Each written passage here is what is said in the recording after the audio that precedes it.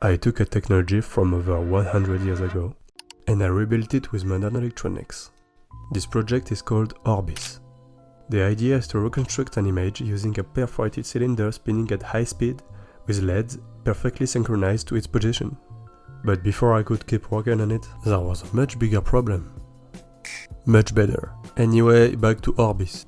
To generate the image, I'm using 60 APA 102C LEDs, 40 seats on the top and another 20 go around the cylinder. I went with the APA 102C instead of the usual WS2812B because they use separate data and clock lines.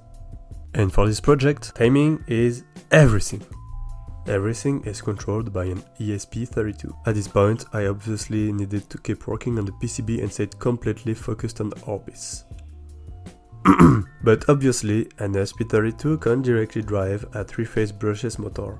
So I'm using a DRV8316 between the microcontroller and the motor. But spinning at the right speed isn't enough. If I want to turn the LEDs on at exactly the right moment, I also need to know exactly where the cylinder is. For that, I'm using a magnetic encoder directly underneath the motor shaft with a magnet attached to the shaft itself. That gives me the absolute rotor position, so I can synchronize the LEDs with the rotation, and use the same feedback to precisely control the motor speed with the PID loop.